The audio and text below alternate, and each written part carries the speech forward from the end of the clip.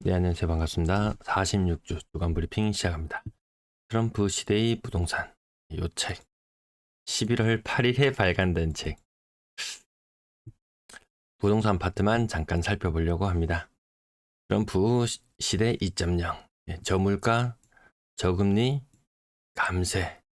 그래서 Make America Great Again. 이 이야기가 나오는 것 같은데요. 아무튼 좀 혼란을 거친 상태. 그 이후에 어떤 일이 벌어질지는 잘 모르겠어요. 이 뜻한 바대로 다 되면은 정말 이것이 실행 가능할지도 모르겠지만 그 가운데 인플레이션이 유발된다든지 고금리가 유발된다든지 이런 부분에 대한 우려가 트럼프 2.0 시대 책에 담겨 있어요. 자, 그러면 중립금리는 2.9%를 지향한다고 책에는 나와 있어요. 미국 기준으로. 자, 현재 미국 기준금리 4.75% 상단. 10년물 기준으로 봤을 때 4.3%. 과연 2.9%까지 낮아진다고 시장은 판단하고 있는 것인지 아니면 좀 더 높은 금리 상태를 유지한다고 보고 있는 것인지 아마 이 부분을 좀 유심히 보고 있으면은 향후에 금리나 이런 것들이 좀 어느 정도 눈에 보이지 않을까요? 결국 재정 악화가 되고 이 뜻한 바를 다 이루려고 하면 재정 악화가 시작되고 결국 인플레이션 고금리 이로 인해서 결국 고금리죠. 고금리. 부동산발 위기에 봉착할 수 있다. 22년 그맘때 우리가 대구 부산 이 부동산이 엄청난 위기가 왔을 때 왜 그랬나요? 이 고금리 때문에 문제가 되었잖아요. 또 우리가 안고 있는 문제 중에서 2020년 저금리 상태에 대출받은 사람들, 5년 고정 이후 변동, 25년도에 위기가 터져 나오죠. 뒷감당을 못하는 것들이 많이 생길 거예요. 지금 경매도 역대 최다 건수를 갱신하고 있다 이런 뉴스가 나오죠. 요거 한국 기준으로 이런 부분이고요. 저 책에서 다루기로는 미국은 2020년도에 상업용 부동산 엄청나게 저금리로 매입을 했다. 그 부분이 25년 이때 문제가 불거질 수 있다 이런 이야기들이 나오고 있습니다. 이런 악조건들을 다 뚫고 과연 이런 것들을 성공해낼 수 있을지 지켜봐야 되겠습니다. 결국 우리가 지금 알아봐야 되는 부분은 고금리가 다시금 유발될 수 있는지 아닌지 그 부분 당장에는 살짝 좋아지다가 또 문제가 터질지 아닐지만 지켜보면 되지 않을까 싶습니다. 우리나라 측면에서 봤을 때는 부동산 분야에 있어서 박종훈 기자, 저분은 늘 좀 우려의 목소리를 내고 있는 부분, 책의 한 켠에 나옵니다. 고성장 시대에는 증시도 가자, 부동산도 가자 이런 것들이 가능했는데 이제 저성장 시대라는 거죠. 고성장 시대 2에서 4%. 그 이상의 성장률을 구가했던 그런 시절을 지나서 이제 우리는 0에서 2%, 과거의 일본처럼 이런 시절로 접어든다. 다 함께 갈 수가 없는 그런 상태. 부동산에만 올인하게 되면 결국 성장 동력은 약화되고 안 좋아진다. 이런 식으로 결론이 납니다. 저의 이야기도 살짝 덧붙입니다. 성장이 있었기에 부동산 상승도 있었음을 상기하기 바랍니다. 그래도 여전히 이런 우려에도 불구하고 부동산에만 올인하면은 좀 위태위태할 수 있다. 이런 우려에도 불구하고 부동산 살리기에 열일을 하고 있는 이 현재의 상황. 현대차, 삼성전자 주가가 힘을 못 쓰고 있습니다. 현대차 내수 감소, 수출도 근래에는 조금 감소했다고 하는 것 같습니다. 고물가의 지갑도 닫혀서 내수도 안 돌아가. 수출도 둔화돼. 이런 분위기에서 집값만 뜨기를 바란다? 쉽지는 않을 것 같습니다. 자, 서울 분위기 한번 살펴봅시다. 얼마나 21년도보다 분위기가 좋은지 아닌지. 21년과 견주어 봤을 때 인구는 950만 명에서 934만 명으로 한 2% 가까이 인구가 줄어듭니다. 거의. 그렇지만 세대수는 442만에서 448만으로 세대수는 한 6만 개 정도 증가해요. 요 세대수의 증가도 서울도 2040년이면 꺾이고 수도권 꺾이고 대구나 부산 같은 곳은 2034년 10년 후면은 세대수마저 꺾입니다. 인구도 꺾여 세대수도 꺾여. 그래서 늘어나는 매물, 뭐 부산 기준으로 6만 개 이런 것을 뉴노멀이라고 이야기하는 거죠. 서울의 매도 물량은 8만 9천 개, 7만 6천 개 수준으로 떨어졌을 때 이때 서울의 분위기가 상당히 좋았던 그런 때였고요. 급격하게 매물이 늘어납니다. 7만 6천 개에서 8만 9천 개, 거의 1만 3천 개, 거의 20% 정도 아주 단기간에 매물이 20%나 급증했습니다. 그에 따라서 약간의 시차를 두고 아까 7월달 기준으로였는데요. 7월달 기준이었죠. 그 이후로 뭐 본격적으로 한 두어 달 정도 시차를 두고 9월달부터 시작해서 본격적으로 매물 증가세가 나타납니다. 서울 매물 3만 개만 되어도 전세 매물 안 빠진다, 역전세 발생한다 이런 이야기가 나오는데요. 매물 3만 2천 개입니다. 그리고 2021년과 한번 견주어 보자 라고 말씀드렸는데요. 21년도에 매물 수준이라는 것이 서울에는 대략 한 4만 5천 개 정도가 평균선이었고요. 올해는 한 8만 5천 개 정도가 평균선입니다. 전세 물량 2021년 초록색 선과 견주어 봐서 훨씬 더 매물이 늘어나 있는 상태. 월세 매물은 좀 나란하게 움직이는 듯한데 아무튼 현재 시점으로 봤을 때는 21년도보다 매물이 더 많은 상태. 전체 임대 물량 훨씬 더 많은 상태를 보여주고 있습니다. 21년과 견주어 봤을 때 매물 상황만 놓고 봤을 때 서울이 딱히 좋은 것이 보이지 않는다. 서울 아파트 거래량 3분의 1 토막 났는 것은 알만한 사람은 다 아실 테고요. 건당 거래 대금도 11억 수준, 연초 수준으로 다시 회귀해 있는 상태. 약간의 부침은 있었다 치지만 올해는 사실상 1, 2월 달을 제외하고 나머지 달의 거래량이라든지 이런 것들은 플랫하다 이렇게 표현하는 게 맞을 정도로 변화가 없는 시장. 서울만 좀 변화가 있었죠. 서울의 9월의 거래량 많이 줄어들었습니다. 전세 임대 거래량. 10월의 거래량이 조금 살려내긴 하지만 요 둘의 평균을 놓고 보면 야 이상하다, 왜 이렇게 물건이 안 빠지지? 이런 이야기가 나올 정도 그런 느낌인 것 같습니다. 서울의 고가 아파트 거래 신고가 찍고 난리 나는 그런 현상들, 역대 최고의 현상들이 있었지만 그마저도 한 달 기준으로 거의 2250건 정도 15억 이상 거래가 있었는데요. 지금은 올해는 지금 거래가 한 85% 정도 진행이 되었으니까 한 800건 정도, 고가 아파트 거래도 거의 3분의 1 토막 나 있는 그런 실정을 보실 수 있습니다. 그리고 10월의 거래량, 아까 거래량 측면에서 봤을 때요. 지금 현재 9월, 10월 거래 요 정도.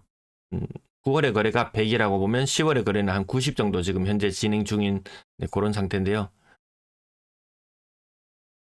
고가의 아파트 거래는 더 많이 줄어들었죠.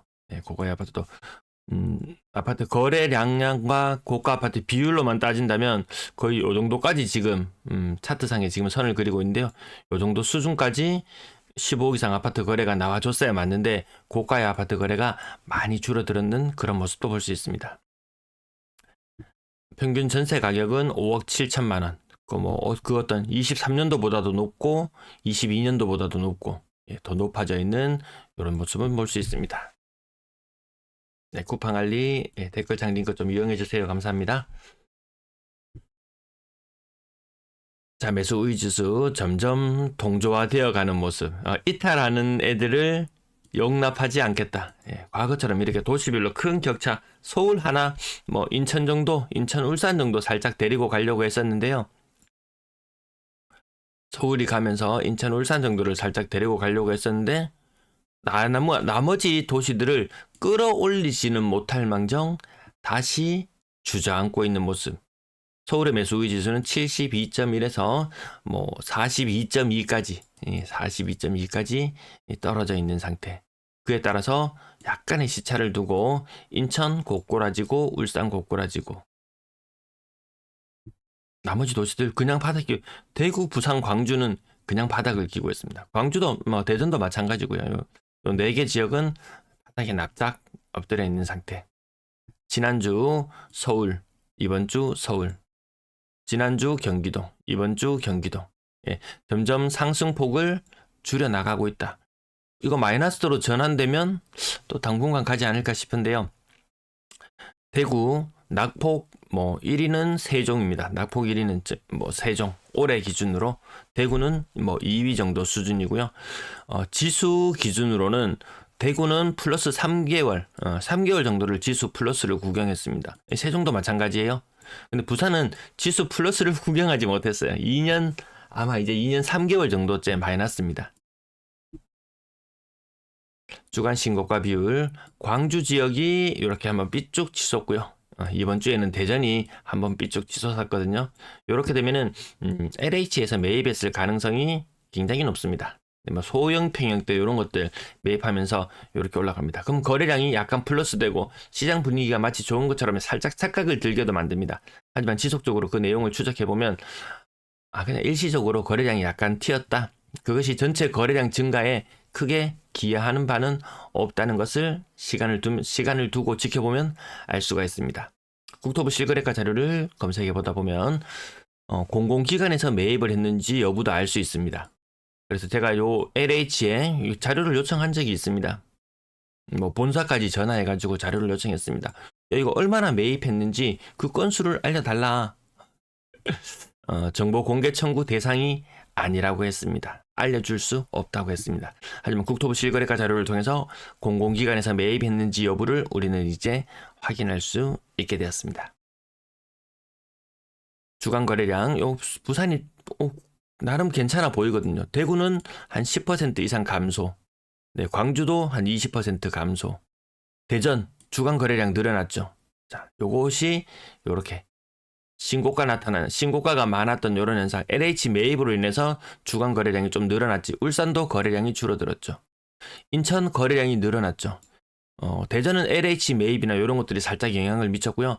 부산이나 인천 같은 경우에는 6월달, 7월달, 8월달, 9월달 그때 신고 안 됐던 것들이 뒤늦게 신고되면서 거래량이 약간 더 부풀려져 있는 느낌이 듭니다. 사실상 45주 차에서 46주 차로 지나가면서 거래량은 줄어드는 모습을 보여주고 있습니다. 지난주 이슈는 서울 수억대 폭락했다 이런 뉴스가 나왔었고요. 이번 주의 이슈는 지방만 디딤돌 우대라고 말하는 게 사실상 맞지 싶습니다. 수도권 기준으로는 대출 한도가 좀 줄어들고 지방은 살려주는 그런 행편이니까요.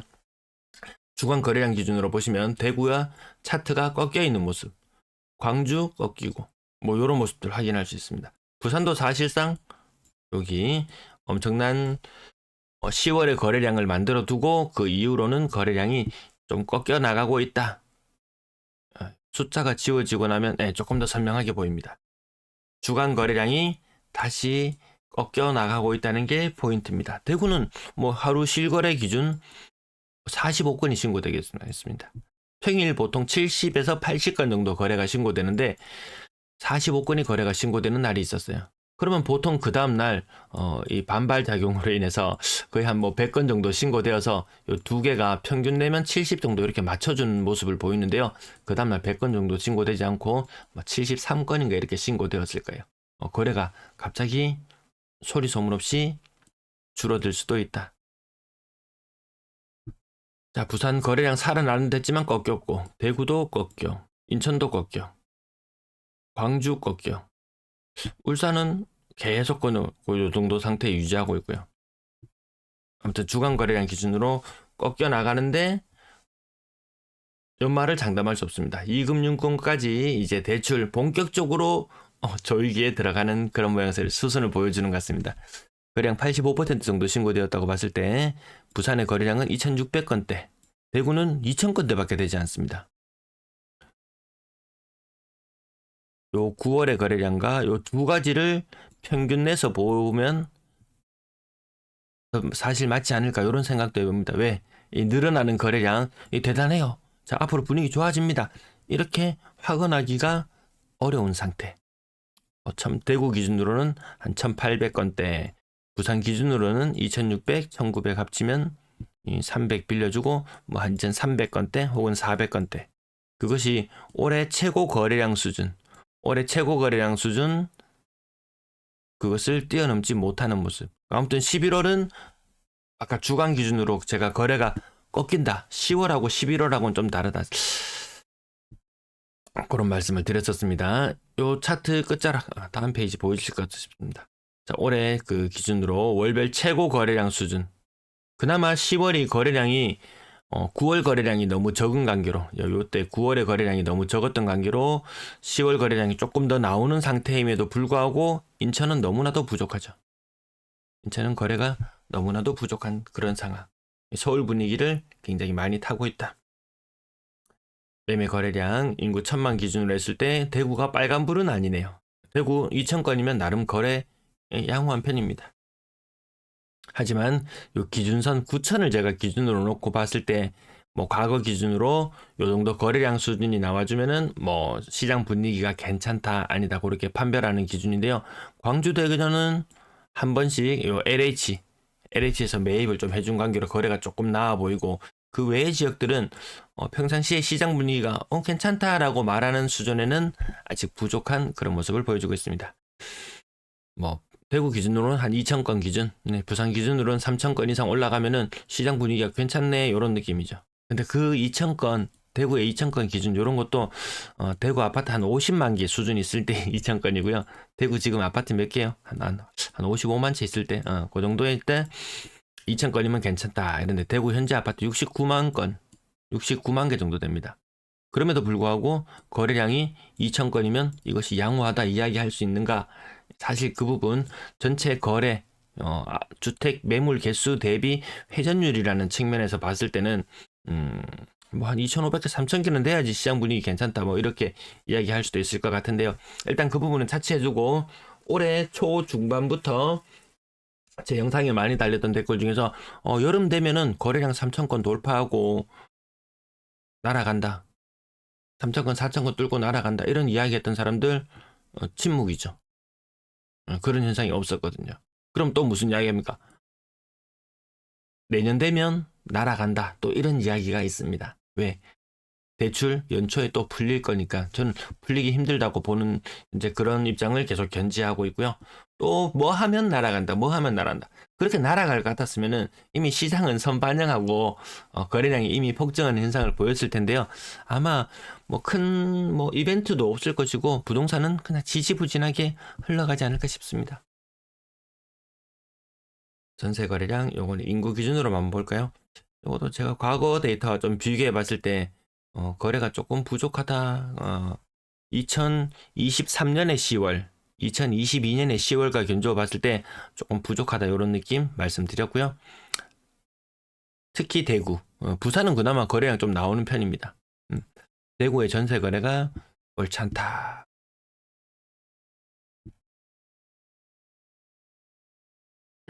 매매 매물이 근래에 급증하는 현상을 보여주고 있는데요.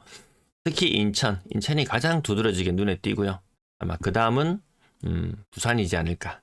대구는 매물이 폭발하는 현상까지는 아니지만 이 4만 개인 뉴노멀 시대. 부산 6만 개, 인천 3만 8천 개. 인천 인구 300만 정도 될 거예요, 이제. 그럼 이 숫자로 봤을 때는 인천의 매물이 한 5만 개 정도는 나와줘야 될 겁니다. 근데 그렇게 많지는 않거든요. 예. 상대적으로 인구가 늘어나는 지역들 많은 혜택을 보고 있다. 그럼에도 불구하고 인구가 줄어들었을 때 뭐 주택 가격에 영향을 크게 미치지 않을 것이다. 뭐 이런 이야기들도 있는데 뭐 인구 줄어들고 그 여파는 점점 시간을 두고 나타나지 않을까 싶습니다. 광주 매물도 근래 급등, 대전도 마찬가지. 연초 21년 대비해서 지금 분위기가 딱히 좋지 않죠. 여기 윗부분 아까 대구, 부산, 인천 그 지역들도 21년 대비해서 부산의 매물은 뭐 3만 개 수준에서 6만 개. 22년도에는 대구는 12,000개 수준에서 몇 개인가 지금 4만 개? 장난이 아니네요, 분위기가.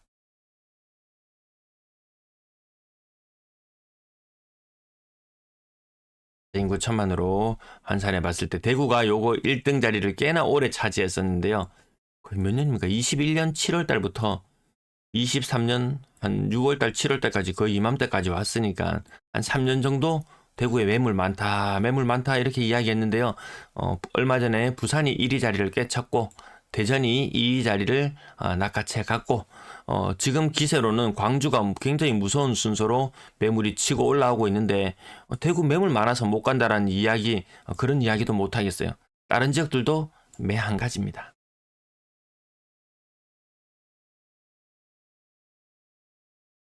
전세 매물 인천 근래 급등하는 모습 보여주고요. 대구는 정체, 대구는 아직 정체. 아까 서울이 매물이 늘어나면서 시차를 두고 전세 매물 늘어나는 현상 말씀드렸는데요. 부산도 근래 들어서 살짝 고개를 들려고 폼을 잡는 것 같고 대구는 이 순식간이거든요. 이 매물 늘어나는 건 순식간입니다. 분위기 타는 거는 전주 대비해서 대구 물량 살짝 증가, 부산도 매물 살짝 증가, 인천은 거의 매물이 한 5% 정도 증가했네요. 그래서 광주도 매물이 한 5% 정도 증가. 아무튼 전주 대비 울산은 제외하고 나머지 광역시들 전주 대비해서 매물이 증가했다. 이렇게 보시면 되겠습니다. 대구, 부산 조금 더 누가 먼저 매물이 증가했냐 아니냐의 차이는 있었지만 결국에는 다 비슷한 자리를 만나는 것 같습니다. 매수의 지수도 보셨지만 전국이 동조화되는 현상, 같이 만나는 모습, 매물도 지금 한 자리로 모이고 전세 매물도 한 자리로 모이고 전국이 다 그나물의 그 밥인 아마 그런 상황. 얘들도 지금 막 제멋대로 따로 놀고 있는 것처럼 보이지만 과거에도 한때로 같이 모여든 적이 있었습니다. 여기 점점 모여들고 있는 이런 형국으로 가고 있는 것 같습니다. 울산 지금 엄청난 인프라 공사가 진행 중인 부분들 엄청난 고용 유발 효과를 불러일으키는 아람코, S오일 요 관련된 그런 것들 때문에 전세 물량이나 임대 물량 계속 감소하는 모습 보이고 아마 그 공사 끝나고 나면 다시 모이러 가지 않을까 싶기도 합니다. 긴 시간 시청해 주셔서 감사합니다. 요건 대구 부산 영상 같이 올려드리도록 할게요. 감사합니다.